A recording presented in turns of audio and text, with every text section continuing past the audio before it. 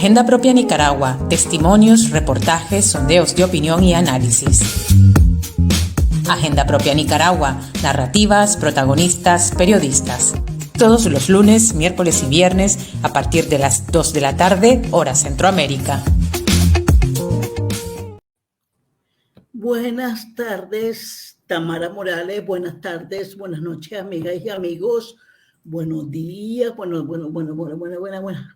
días. Buenas. Gracias por estar en esta edición de Agenda Propia Nicaragua. Tamara. Así es, gracias por seguir ahí. Buenas tardes y buenas noches por donde están. Gracias por estar con nosotras hoy, miércoles 16 de agosto. Queremos agradecer a quienes nos siguen por nuestras cuentas de redes sociales de Facebook, Instagram, Twitter y YouTube, y a quienes se van a leernos a nuestra página web www.agendapropianicaragua.press. Y agradecer también a esos medios que se enlazan con nosotras y nosotros todos los lunes, los miércoles, los viernes, aquí con nosotras a las 2 de la tarde. Patricia, imposible no abrir esta edición con la noticia que puede ser la de la semana, y es que la dictadura pues ha confirmado la confiscación, yo diría el robo, mejor dicho, de todos los bienes de la Universidad Centroamericana.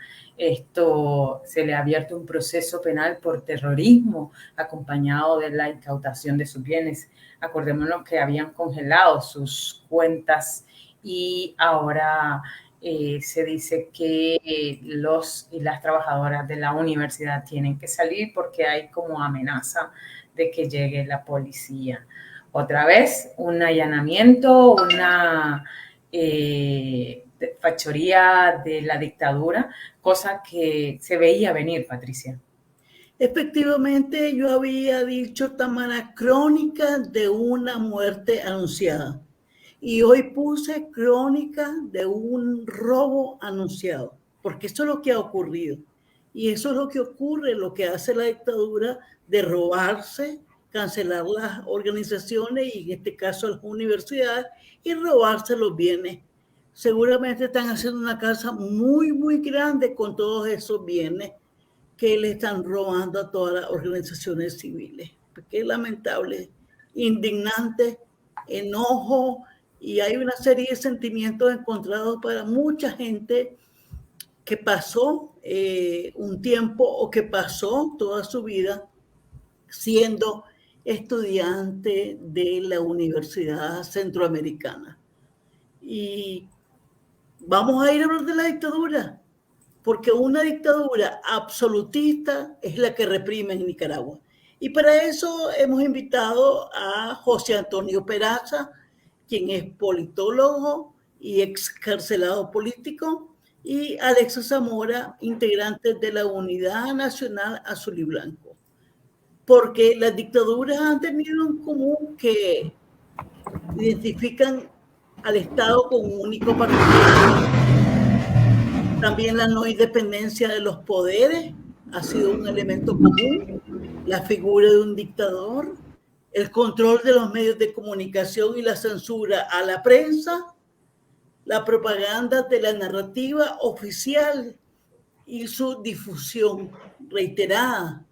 Otro elemento que han usado la dictadura es la fuerza militar y la violencia y la represión de los derechos humanos y las libertades individuales. Las dictaduras no han tenido control ni límites en su actuación. A lo largo de la historia han asesinado y torturado, privado de la libertad, violado y encarcelado de manera injustificada a millones de personas. Comparten también que promueven el terror. Han existido en la historia del mundo 4 tipos de dictadura: la dictadura autoritaria, la totalitaria, la militar y la constitucional. Así es, la historia ha demostrado que las dictaduras gobiernan sin la aprobación pues, de la población o de quienes son gobernados y gobernadas, es decir, sin democracia. El poder de los dictadores puede originarse en su familia, su posición política o su autoridad militar. A la vez, las dictaduras totalitarias tienen pues ese poder de gobernar todos los aspectos de la vida pública y privada, pues reorganizan de manera forzosa y controlada el Estado y la sociedad de acuerdo a sus intereses. El pueblo prácticamente no tiene autoridad y el Estado, ejerce el control absoluto. La verdad es que Nicaragua, sobre todo en los últimos 5 años, no difiere mucho de esta descripción, pues la democracia es esa forma de gobierno donde quienes gobiernan son seleccionados a través de elecciones disputadas. Es referencia de una vieja historia, Patricia. Así hemos asistido a asesinatos de jóvenes, asesinatos de periodistas, persecución y encarcelamiento de quienes piensan diferente, como Antonio Peraza, acosos, incluido el acoso sexual, amenazas a la vida de las personas, clausura de más de 4.000 organizaciones no gubernamentales, cierre y robo de bienes de universidades, porque la UCA no es la única, hay 13, 14 universidades más, también sentencias judiciales, falsas e ilegales, violaciones al debido proceso, como le pasó a Alexa, testigos falsos, elecciones locales y nacionales fraudulentas, desnacionalizaciones, robo de bienes, acusaciones de traición a la patria. Son, entre otros, los elementos a los que hemos asistido, lamentablemente. Así es. Además de ignorar y discriminar a los pueblos indígenas, afrodescendientes y población mestiza que habitan en la costa caribe, Patricia. El año pasado pues, se conoció un nuevo asesinato de indígenas por invasores de tierra armados, según denunció el defensor de derechos ambientales y pueblos indígenas, Amaro Ruiz. Y dijo, y cito textualmente, los territorios Misquitas y Mayacnas han sido atacados sistemáticamente durante casi una década, sin que las autoridades pues cumplan con su deber de protegerles e investigar estos ataques llevados a cabo por colonos y bandas criminales armadas, reveló el Centro de Asistencia Legal de los Pueblos Indígenas. Antes de entrar en nuestra primera pregunta, queremos saludar a Peraza y a nuestra amiga Alexa por estar aquí con nosotras esta tarde y agradecerles el esfuerzo y las mejores explicaciones que puedan dar sobre este tema. Y entonces yo quisiera preguntarles por qué la dictadura Ortega Murillo debe ser nombrada como una dictadura absolutista o totalitaria. Comencemos, Antonio. Bueno, muy buenas tardes, Patricia. Me disculpo por haberte llamado la señora de la primerísima hoy en la mañana porque no me rebobinaba nunca. Yo sabía el sabor, yo sé, acababa de verte en el Facebook, pero no me acordaba de tu, no sé por qué, yo tengo esos lapsos, pero sabía perfectamente desde que te oí la voz.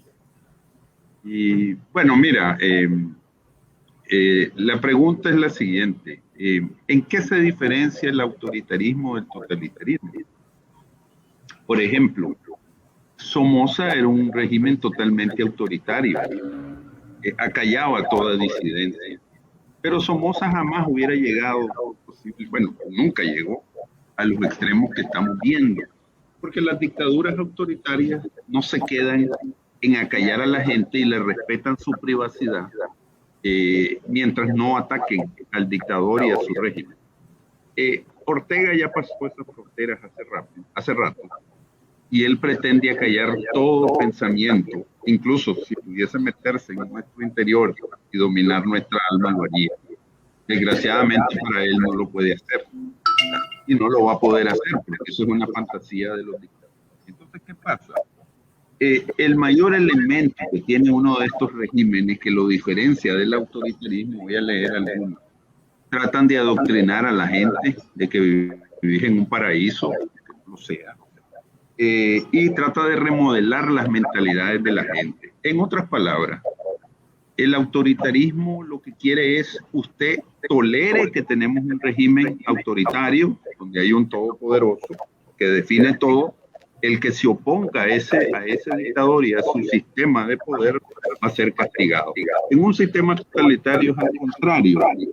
Se quiere lo mismo, pero además de eso se quiere controlar la psiquis, la psicología y la mentalidad. Y además tiene otro elemento. No solo no podés decir que no te gusta el régimen, sino que tenés que aplaudirlo. Tenés que decir que es maravilloso y que vivís en el mundo perfecto y que sos feliz, como pasa con los niños de Corea del Norte, que vos lo ves, y todos aplauden así como en coro, y entonces parecen los niños más felices del mundo. Desde luego que no lo deben de ser, porque nadie que vive bajo ese sistema opresivo puede ser. Ahí lo dejo y vamos a ir profundizando en el tema. Alexa. Sí, yo creo que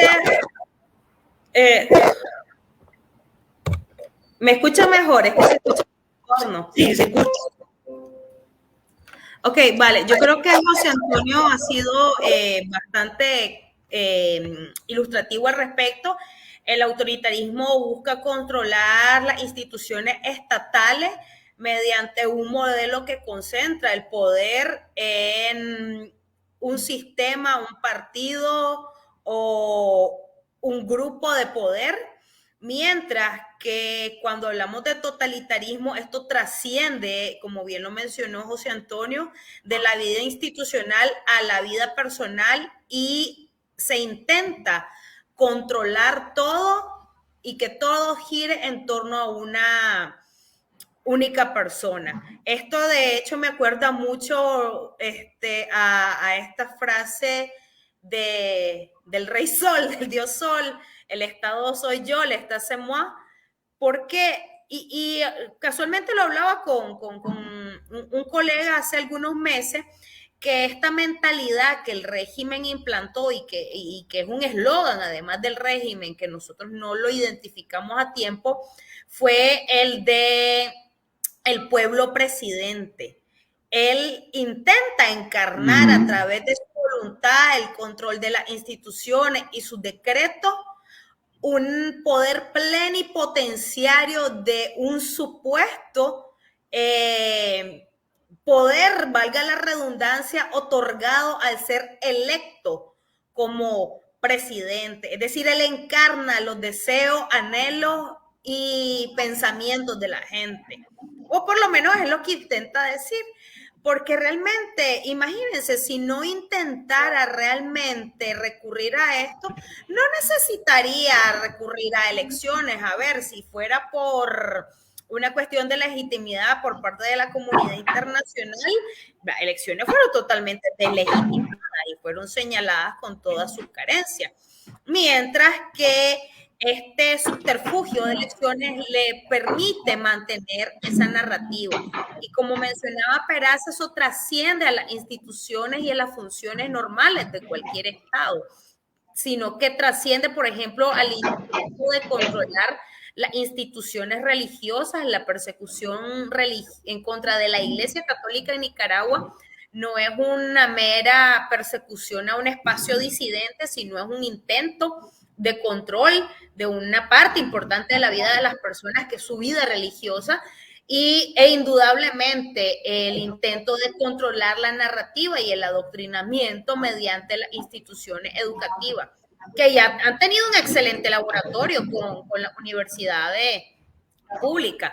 Yo estudié en una universidad pública que pasó de tener una excelente calidad y donde el tema de partidario no era un componente fundamental para ejercer la libertad de cátedra, a ser un espacio totalmente controlado por el partido cuando yo salí, en el cual este lavado de cerebro que se hace a las personas, pues es tangible. Lo único que discrepo un poquito con José Antonio es que precisamente ese es el objetivo del adoctrinamiento, que la gente esté feliz con la realidad que le construyen en la cabeza, el cual todos son el enemigo menos el dictador.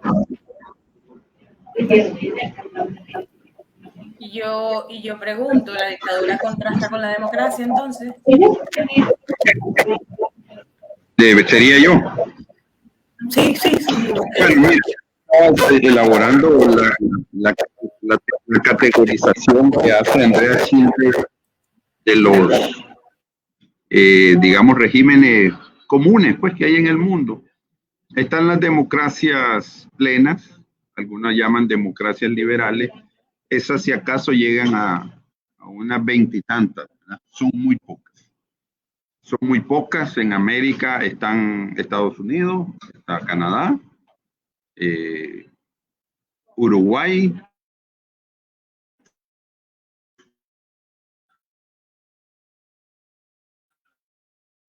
Se nos quedó con Chile, tal vez ahora.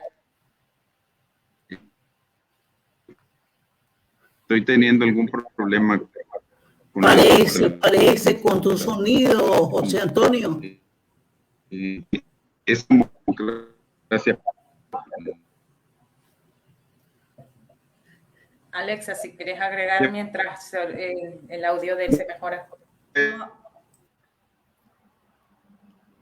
Sí, bueno, yo solo, pues para complementar un poco la línea en la que estaba José Antonio, las democracias plenas, como mencionaba, son en términos de escala global una minoría, lo que debe ser alarmante, sobre todo en Latinoamérica, la tendencia hacia la autocracia, que no es lo mismo una autocracia que una dictadura, y que no es lo mismo que un autoritarismo,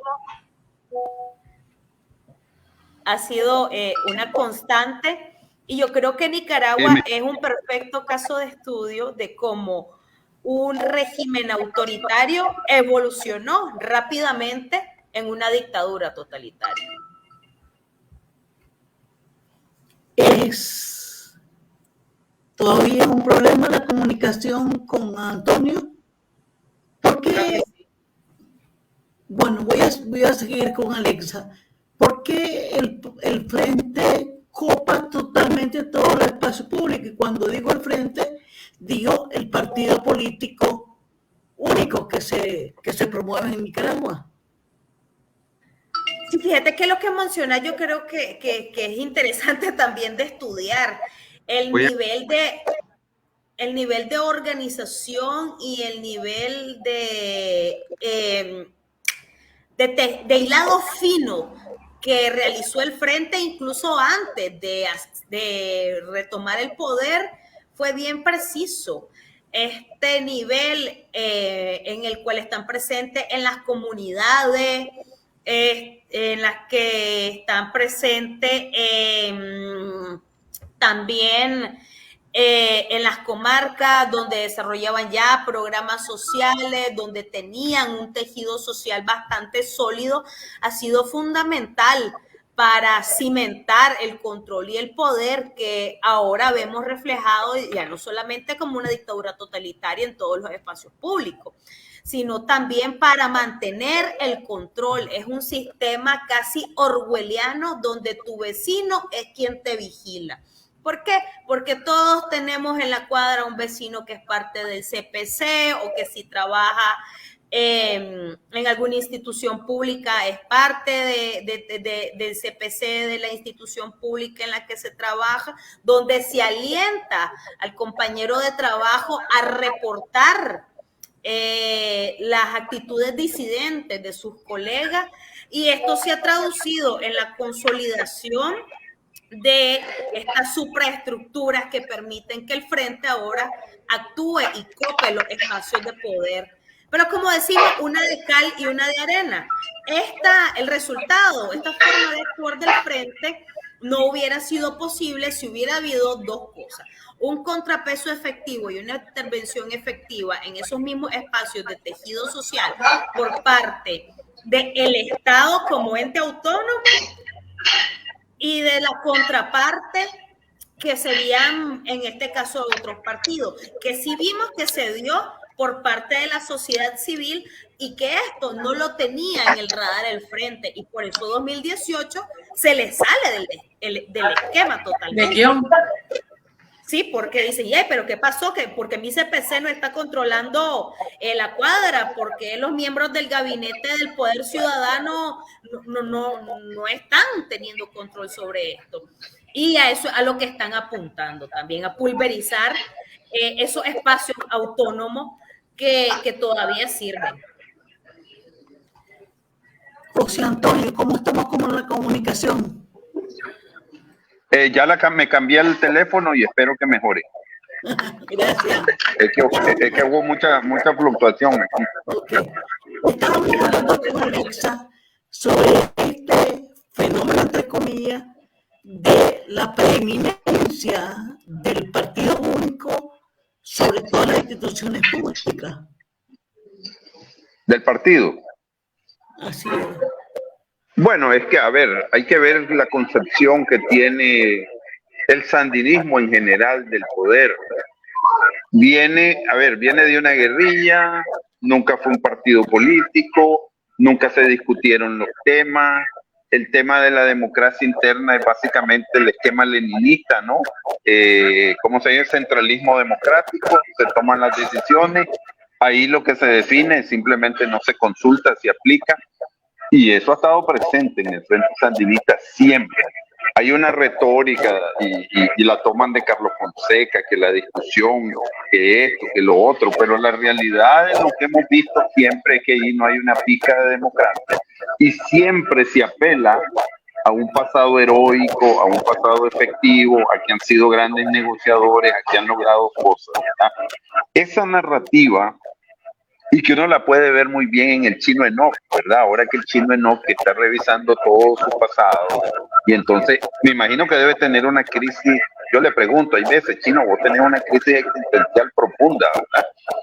Y efectivamente la tiene, porque sus referentes no caben, ¿verdad? Él creía que, dice, el Chino contó, que el mismo hijo de Ortega le dijo a él en privado: date claro, Chino, que seguimos nosotros, le dice. Seguimos nosotros. En otras palabras, la familia está clara de que hay una sucesión dinástica. ¿Y cómo demostrarle a un partido que supuestamente luchó contra una sucesión dinástica? Explíquenme eso ideológicamente, ¿cómo lo vas a hacer? Claro, los viejos sí se tragan eso, incluso ni los viejos, porque... A ver, yo hablé con Nicho Marenco hace unos 7 años en la casa del doctor Rizzo y yo le pregunté a Nicho Marenco: Nicho, vos sabés que esto va mal, ¿verdad? Y Nicho Marenco me lo dijo: yo estoy claro que está mal, yo estoy claro que aquí vamos a tener un estallido si no se cambia la ruta, pero yo ya estoy viejo y ya no tengo la energía para luchar. ¿Verdad? Entonces, en esa situación estamos, ¿verdad? Este es un régimen caduco que quiere, que la única manera en que puede sobrevivir es la manera en que lo está haciendo. Y eso es lo que lo vuelve más peligroso, porque no puede sobrevivir de otra manera si no es haciendo lo que hace. Ahora, el tema terrible es porque los nicaragüenses cada cierto tiempo volvemos a repetir lo mismo. Porque esa es la pregunta de fondo. A ver, los conservadores lo hicieron a su manera, lo hicieron. Los liberales lo hicieron, Arnoldo lo quiso hacer, pero no tuvo la decisión ni el control para hacerlo. Y Ortega sí lo hizo. Y Ortega subió con una facilidad tremenda donde está. Y como dice Alexa, si no hubiese habido 18 de abril, ¿quién sabe dónde estaríamos? Pero el 18 de abril le puso un alto. Espérese un momento, que hay un montón de personas que no estamos de acuerdo con ese derrotero del país. Pero definitivamente lo más terrible es que él sabe, y nosotros sabemos, que si no hace lo que está haciendo, no sobreviviría en el poder mucho tiempo. Entonces, ¿cómo lo hacemos entender que podamos entrar a un proceso de transición política donde se pueda transitar sin otro ciclo de violencia, que es lo que queremos evitar?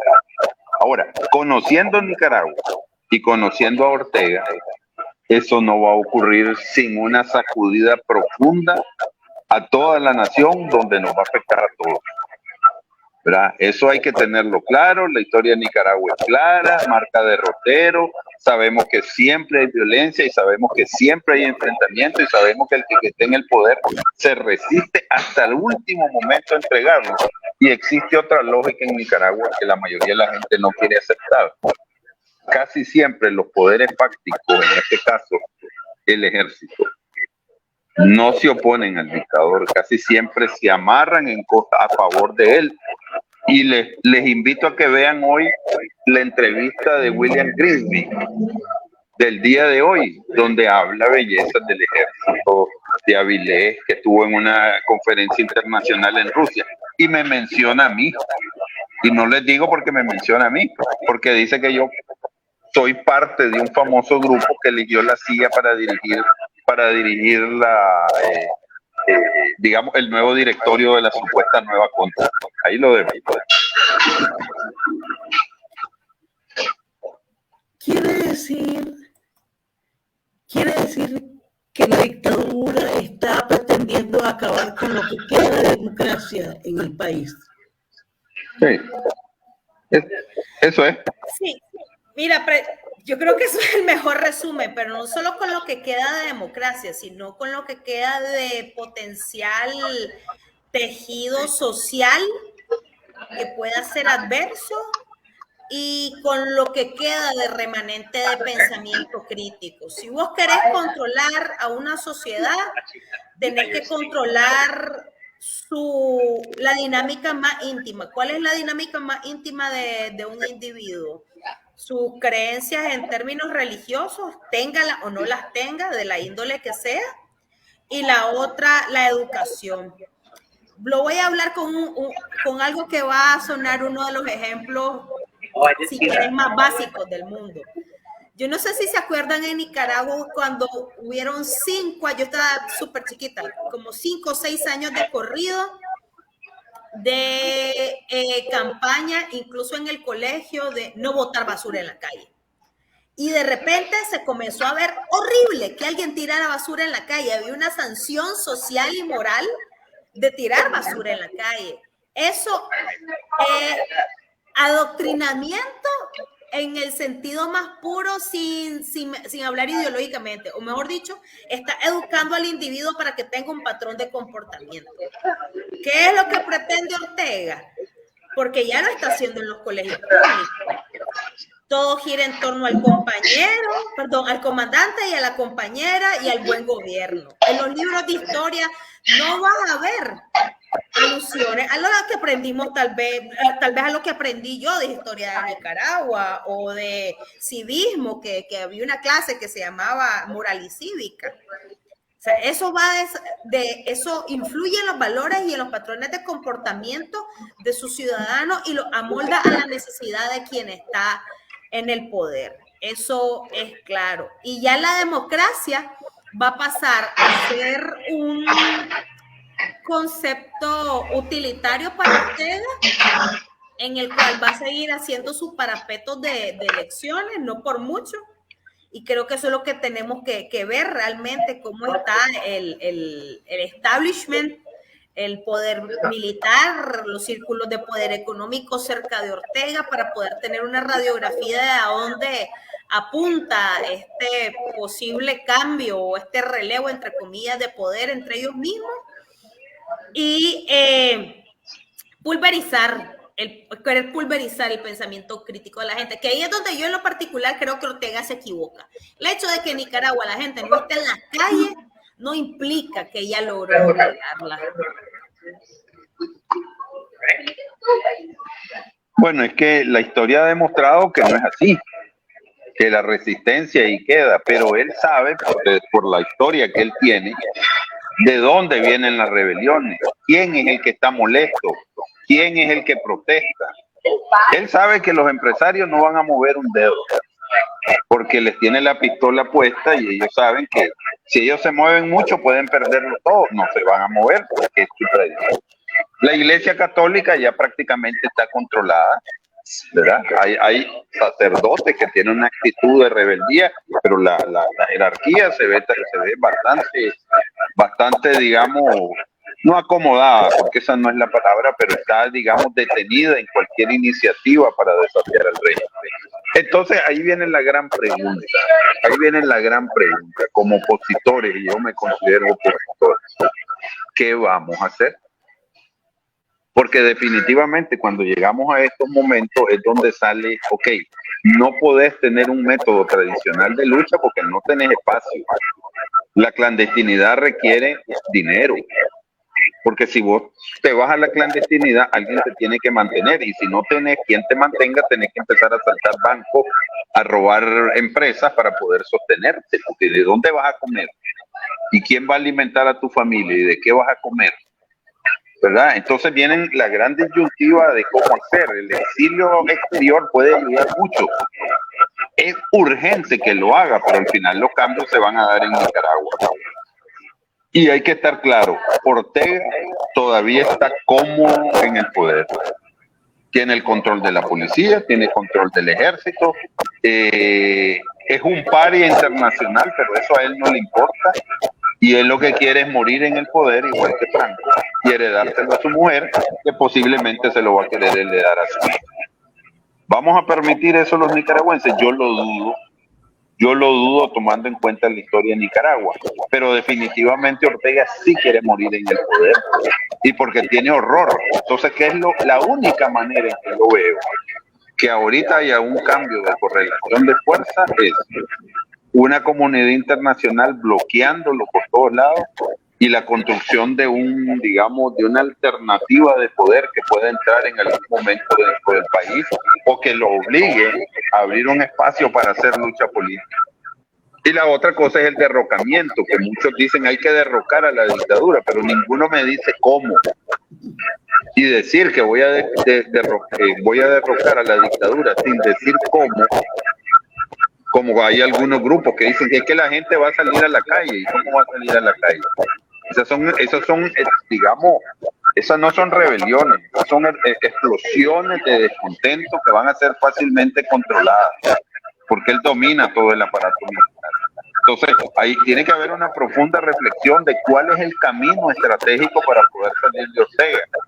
Y yo creo que en esta coyuntura la guerra no es opción, porque vamos a destruir el país otros 10 años y otro odio y otros exiliados para después volver a reconstruir y para después quedar con el mismo problema de que hay un montón de gente también disgustada. Tenemos que encontrar otra manera de resolver el problema. ¿Cuál? Podemos empezar a discutir. A propósito de eso, el régimen entonces pretende acabar con lo que queda de democracia, si se pudiera decir que existe democracia en el país. Quiere acabar con la resistencia que hay. Perdón, pero que le salté la palabra a Alex. No, tranquilo, Antonio, ya me había referido a eso. Bueno, lo voy a hacer pequeñito. Miren, Ortega sabe cómo funcionan estos procesos porque él los dirigió. O sea, no es ningún tonto. Ahí sí tiene un doctorado en esto. Entonces, él sabe que necesitas muchachos, que necesitas gente rebelde, gente que te descontenta, que hay bastante, pero toda esta gente necesita una cabeza, un gran cabezón que le dé un componente ideológico a ese cambio y que dé esperanza. Y eso es lo que está haciendo, matando las posibilidades de que haya una estructura a lo interno de Nicaragua que le dé sentido a la recuperación de la democracia y que dé aliento a la recuperación de la democracia. Por eso a mí me preocupa cuando voy a algunos grupos de que te hablan del Estado de Derecho, que te hablan de esto. Eso no motiva a la gente. La gente quiere libertades, la gente quiere participación. En Nicaragua ninguna revuelta ha sido por hambre. Y vuelvo, que el hambre está en el sustrato del descontento. Eso no hay ni la menor duda. Pero no es de ahora, es de siglos. Las rebeliones en Nicaragua siempre han sido por acceso a los bienes, por participación política, por tener capacidad de decidir, por cambiar las reglas del juego para que otros tengan oportunidades. Se le volvió una señal. Lo perdimos. Estamos hablando de una trascendencia del espacio público, que es donde generalmente ha actuado la dictadura Ortega Murillo. Sin embargo, ¿hasta dónde el anunciado plan policial de visitar casa por casa lo que busca es controlar el espacio privado, ya no el público, sino el privado? Mira, de hecho, el intento de control del espacio privado no es manifestado solamente a través de estas visitas casa a casa. Ya había, como mencioné hace ratito, un plan diseñado, incluso aunque, por ejemplo, no fueras miembro del partido, ni estuvieras metido en nada, nadita de política en tu calle o en tu comunidad, había una visita casa a casa, ya sea que ofreciéndote que si querías, si tenías niños, que si querías ser parte de la piñata del barrio, que si querías incluirte en el plan escolar, había un mecanismo de censo a través de los niños en los colegios públicos, en el cual básicamente accedían a los datos de los padres para después hacer estas visitas casa a casa. Y si no se hacía la visita casa a casa por parte del secretario político, siempre había un operador político que estaba y tenía muy bien caracterizado, al menos en apariencia, a las personas de su barrio, lo cual no ha cambiado después de 2018, sino más bien se ha incrementado, porque quién sabe quién anduvo en la marcha o que quién tiene un familiar que fue preso político o asesinado o es opositor, lo tiene claro. Y no solamente eso, también el uso de las tecnologías para eso. Por ejemplo, yo en lo particular tengo una seria preocupación sobre que precisamente a raíz de los acuerdos de intercambio y de acercamiento con China que tiene Nicaragua es para el intercambio de tecnología. No obviemos el hecho de que en China la comunidad Uigur, que son los musulmanes de la comunidad musulmana china, está en un campo básicamente de concentración, y el mecanismo de vigilancia que tienen son las cámaras a través de la recopilación de datos biométricos. ¿Quién me dice a mí que no van a utilizar esa misma tecnología con la excusa de seguridad para mantener controlada la población en Nicaragua? Y no es algo que no va a pasar, o sea, que es como una teoría de la conspiración, es algo que ya está pasando.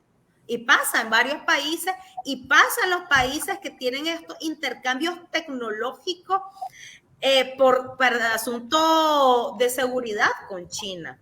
Yo creo que... La diferencia, Alexa, es que esta vez lo hace la policía. Lo hace. El impacto que da que un oficial llegue a tu casa vestido de azul y celeste y pregunte cualquier cosa, y el uso de la técnica puede ir ahí inmerso, pero la diferencia está en que no es un civil. Sí, exacto. O sea, es un partido, sino que estamos hablando de una persona con un uniforme de policía. Claro, eso indudablemente tiene un impacto psicológico. El mismo caso de 2021, yo creo que a la fecha, pues porque desde el 2021 no estoy en Nicaragua, de que vos pasabas por las rotondas y mirabas aquellas rotondas plagadas de policía.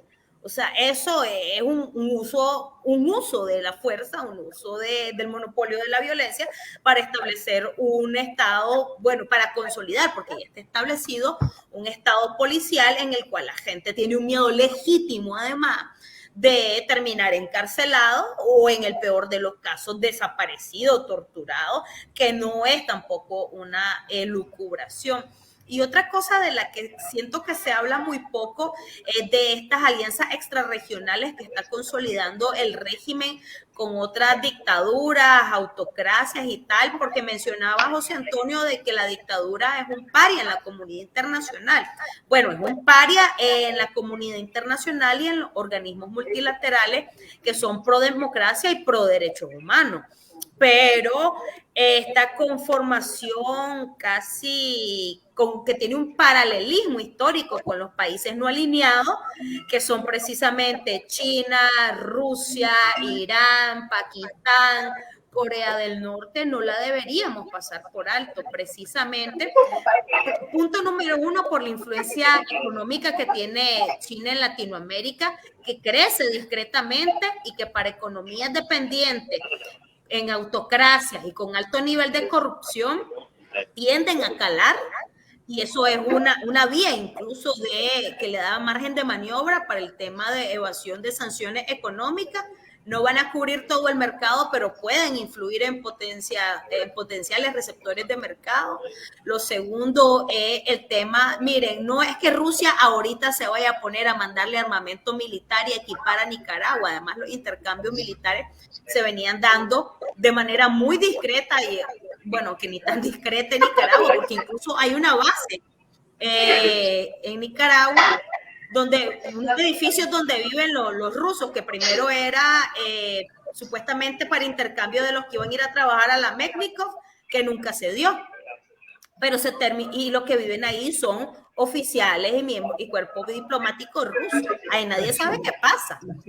Entonces yo creo que no hay que minimizar el impacto de estas colaboraciones extrarregionales entre la autocracia, y sobre todo por el bajo costo que tiene en economías tan pequeñas como la de Nicaragua. O sea, eso es un pellizco para economías como las de, por ejemplo, China, o para lo que puede ser intereses políticos de Rusia. En una nueva cultura en Nicaragua debe considerarse iguales oportunidades para mujeres y hombres en todos los ámbitos, como acceso y participación en las tomas de decisiones. Pregunto esto porque antes de que viniera todo lo que hemos estado pasando, atravesando estos 5 años, pues había algo de participación a nivel territorial y la gente se interesaba por eso. Yo pregunto si debe consolidarse y que se establezca no como ley, pero que se institucionalice. ¿Qué se debe institucionalizar? Que la gente tenga conciencia de que hay que participar, que tenga la idea de que en los asuntos públicos. No, pero yo creo que eso sí, pero eso es un proceso que no se puede imponer, pero a ver, la participación que hay ahorita, eso no sirve, porque básicamente es adoctrinamiento, manipulación y movilización para justificar al régimen. Ese tipo de participación no sirve. Si nosotros nos vamos a la ley de participación, la ley está bien. Lo que pasa es que nunca se implementó, o la implementación fue bastante débil, pero la ley está bien. Pero volvemos a lo mismo, que yo lo he dicho en un montón de lugares, y lo dije aquí en un instituto que se encarga para el debido proceso, porque eso pasa en otros países de América Latina, no al nivel dramático de Nicaragua, pero sí pasa en otros. Nuestros países no tienen un problema legal.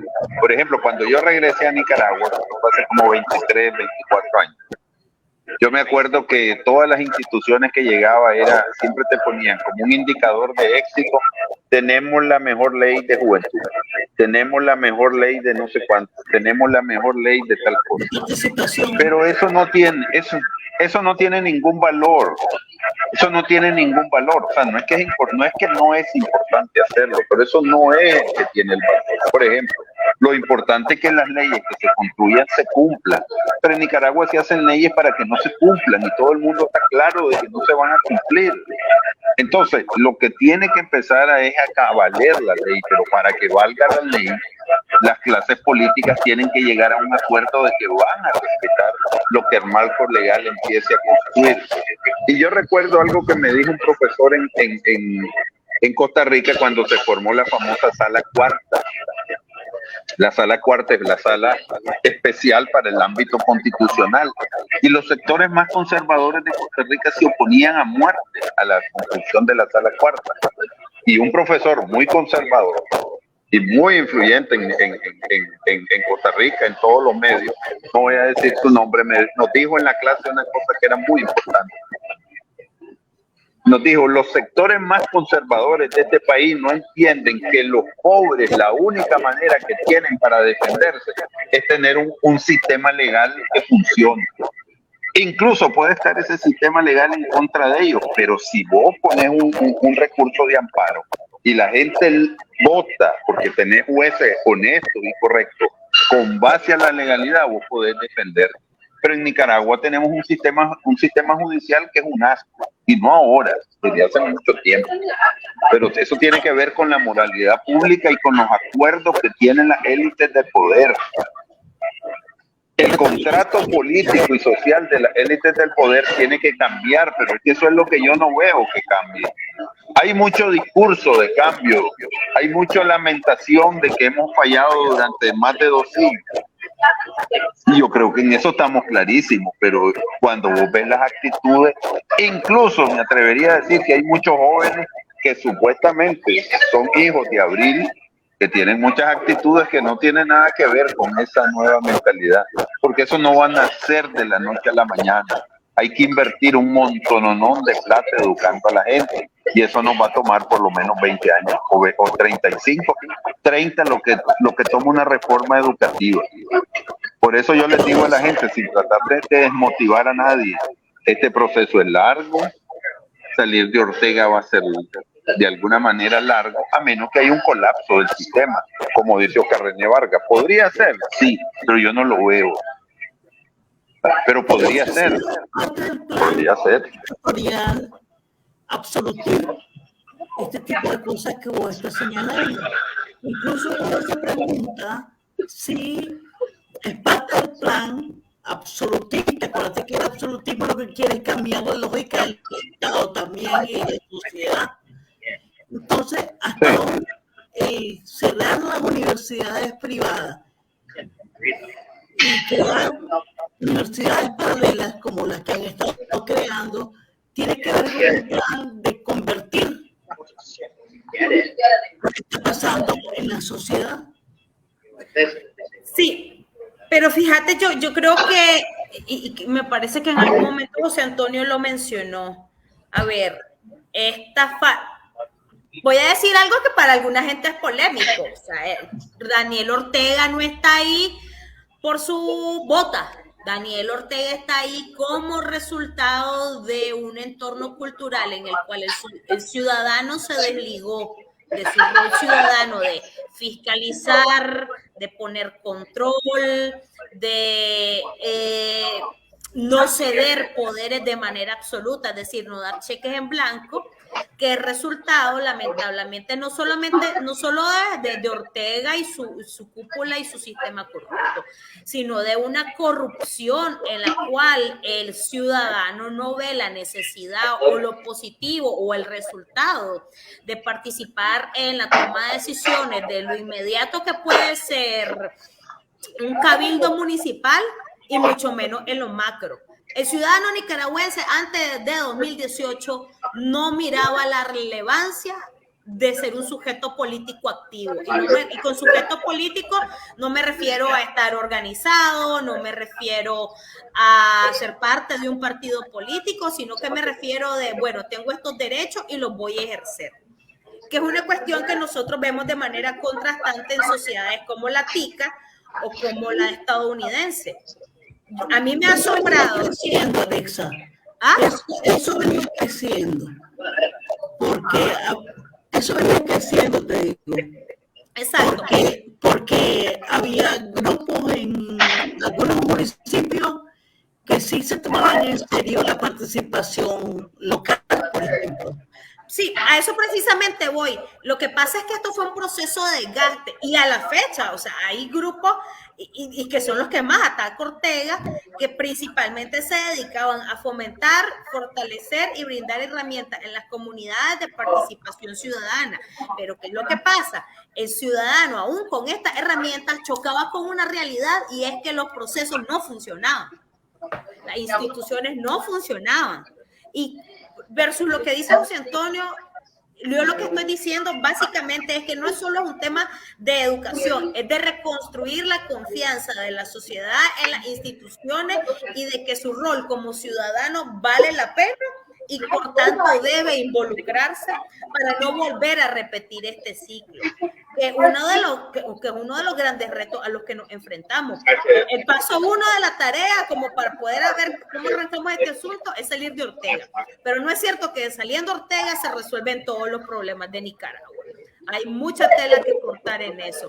Y con lo que decías de que sea obligatorio o no sea obligatorio, hay algunas cosas que para mí sí deben mantenerse por ley, debido a sus complejidades, e incluso hay algunos países donde el no participar en el proceso de votación te genera una multa para poder contrarrestar precisamente la baja participación o la baja asistencia a la urna. Es lo óptimo desde mi punto de vista, ¿no? Porque en una sociedad educada políticamente no se tendría que recurrir a esto, pero la realidad es que en este momento nosotros no somos una sociedad educada políticamente. ¿Y qué hemos aprendido entonces de abril 2018? Perdón, Patricia. ¿Qué hemos aprendido de esta reflexión que estamos haciendo de abril 2018? Se dice que la gente no le interesaba la política o no estaba organizada y no tenía conciencia sobre ello. Bueno, no sé si voy yo, pero yo creo que abril lo que nos mostró es lo siguiente. Uno, que a pesar de los esfuerzos de la dictadura de presentarte un mundo perfecto, porque esa era la idea, ¿no?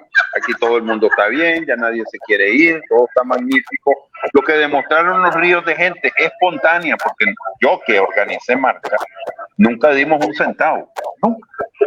Y la marcha que nosotros, cuando digo nosotros, es el Movimiento por Nicaragua y Hagamos Democracia, que es la segunda más grande en toda la historia de Nicaragua, se movieron más de 350,000 personas. Nosotros casi no gastamos nada. Yo hice un anuncio que ahí lo tengo guardado y mandamos unos volantitos por ahí, que yo creo que en esa planificación no gastamos ni $5,000, cuidado menos. Y ya ven el mar de gente, porque la gente estaba activada, se activó. Ahora, ¿qué te demuestra también abril? Uno, que había un profundo descontento porque de alguna manera la sociedad nicaragüense, en todo lo que se gastó en esos 15 años y después los otros 10 que ya llevaba Ortega, algo quedó, alguna conciencia hay en los sectores medios y en los sectores urbanos de que el país no podía continuar así. Y Ortega hizo sus elecciones del 2017 y del 2016 con más de un 70% de gente que no fue a votar. Eso es decirle, incluso su misma gente no fue a votar, eso es decirle, mira, ese sistema que vos estás desarrollando no nos gusta. Pero ellos no lo entendieron así porque son una dictadura. Ahora, ¿qué es lo otro que te demuestra abril? Que vos no podés hacer cambios espontáneos en una sociedad como Nicaragua, en una sociedad como la costarricense, por ejemplo. Hay una manifestación de esa magnitud ante un gobierno y estoy seguro que buscan en un momento, en cuestión de semanas o días, buscan un mecanismo de transición para calmar esto y para tratar de darle salida a la crisis política, pero los nicaragüenses no funcionamos así, porque hay toda una cultura en el esquema mental piramidal, ¿verdad? Y yo lo vi, si yo fui capacitador de partidos políticos, muy poco tiempo, pero lo fui. Vos hablás con la gente y le decís, mira, hermano, reunámonos para hacer una brainstorm, una lluvia de ideas. No, brother, a mí eso no me gusta, me aburre. Decime qué es lo que tengo que hacer. Así funciona la gente con partidos, ¿verdad? Entonces nosotros queremos sacarle peras al olmo. No es así. Ahora, hay un sector medio que es muy importante y lo vimos el 18 de abril que sí quiere una apertura, pero aquí hay una lucha entre modernidad y atraso y el caudillismo da resultados. Y si uno ve a muchos de los líderes actuales, algunos que conocen el problema están decididos a ir por la forma tradicional de hacer política, porque saben que eso deja mejores réditos de manera más rápida. Entonces, la transformación del país va a ser lenta, porque no hay con qué arar. O lo pongo de otra manera, hay con qué arar, pero no es la mayoría.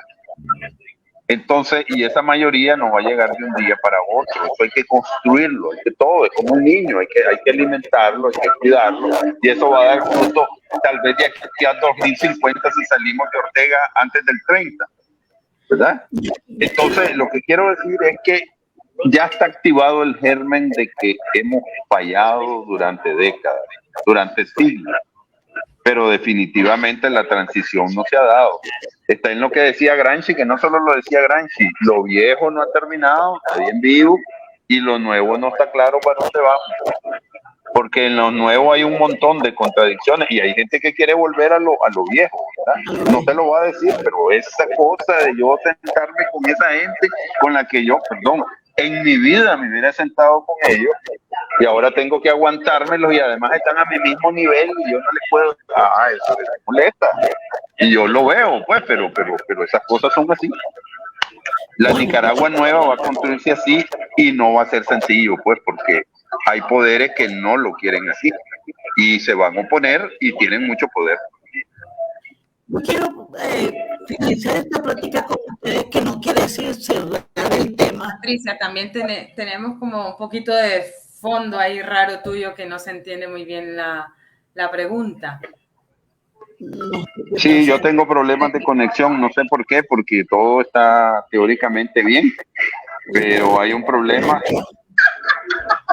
Debe ser la zona, porque aquí hubo una tormenta la semana pasada y se fue la luz por 12 horas.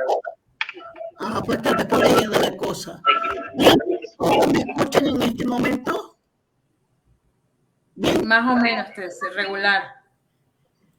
Bueno, yo quisiera cerrar, que no es cerrar el tema, cerrar esta plática con ustedes hablando de la cancelación de la UCA, un centro de pensamiento independiente, y que fue acusado de terrorismo y el robo de sus bienes materiales y económicos ha sido patentizado y anunciado con bombo y platillo. Entonces, una venganza contra los jesuitas, nos preguntamos. Con esta pregunta yo quisiera cerrar la plática de esta tarde. Yo realmente no lo veo como una venganza contra los jesuitas en específico, lo veo como un mensaje claro y directo. No hay nada que no esté dentro de nuestro control. Efectivamente puede haber algún nivel de saña por el rol que jugó la UCA protegiendo a sus estudiantes durante todo el proceso de 2018, y es bastante doloroso también como figuras del frente que han tenido algún tipo de rol y credibilidad en algún momento, al menos como académicos, le han dado la espalda a la UCA. No nos olvidemos que el mismísimo Edwin Castro era docente de Derecho Constitucional aún en 2018 en la UCA. Margin, no recuerdo el apellido, que también creo que era docente de Constitucional, y que además fueron parte de la gente que impulsó esta propuesta de crear nuestro equivalente de la Sala Cuarta, es decir, dentro de lo contencioso constitucional o algo por ahí. Ahorita estoy divagando porque no recuerdo específicamente el término técnico, pero es un mensaje, y yo creo que no esperemos que sea solamente la UCA. Ya se han enviado mensajes, por ejemplo, a los hermanos de La Salle en León, los hermanos de La Salle en Managua. No sabemos qué va a pasar con la ULSA, que es la Universidad de La Salle, que tiene también una sede en León, y evidentemente iban a empezar, o sea, el target principal o más visible iba a ser la UCA, precisamente por lo que mencioné antes, porque pues jugó un rol fuerte protegiendo a sus estudiantes y defendiendo el derecho de la libertad de cátedra, aún con todas las presiones que el régimen ejerció, pero no va a ser el único. Van a intentar controlarlo todo, pero precisamente si una gran lección nos dejó abril de 2018 es que no existe manera posible en el que ningún régimen, y mucho menos el de Ortega y Murillo, realmente lleguen a controlarlo todo. Antonio. Sí, yo estoy de acuerdo. No sé si está primero la venganza, el resentimiento o el mensaje, pero ahí están las tres cosas, ¿no? De ahí salieron los revoltosos, quién sabe qué les dijeron. Es un mensaje para que a nadie se le ocurra hacer lo mismo, porque le va a pasar esto o peor, y también no estamos dispuestos a tolerar a nadie que critique este sistema. Ya saben ellos que son parias, que nadie va a reconocer unas elecciones, las que vengan nadie va a reconocer. Va a tener que unirse a los regímenes sátrapas del mundo para poder tener alguna vinculación internacional. Y ahí viene la actitud de los opositores. Definitivamente la comunidad internacional democrática, si bien es cierto, tiene a Ortega como paria, no le está haciendo absolutamente nada. Están volteando la cara y están tratando de no meterse. Incluso Costa Rica, que había sido bien beligerante, ahora más bien está un poco, porque los ticos tienen una concepción que en el fondo es bastante correcta. Nosotros hemos tenido problemas con Nicaragua durante 200 años y esos problemas van a continuar. Por lo tanto, tenemos que convivir con la Nicaragua inestable con la que han convivido durante 200 años, ¿verdad? Y somos los nicaragüenses los llamados a cambiar eso. Y en el discurso está, pero en la realidad nuestras actitudes, nuestros comportamientos, nuestra escuela política están basadas en otra cosa. No somos un país de alcanzar acuerdos. Yo veo la dificultad que es para nosotros alcanzar acuerdos que en otras sociedades yo la... Sí, ¿verdad? Entonces, ¿cómo cambiar eso? Solo la educación y la práctica. Fíjate que cuando yo llegué a Costa Rica en 1982 y me enfrenté, cuando te digo me enfrenté a la realidad de que había en unas elecciones estudiantiles, a mí me chocó, qué cosa más aburrida. Porque para mí era un ridículo, porque en mi escuela nunca había habido eso, y si había, no, vos sos y ya está, si vos sos el que más habla, punto.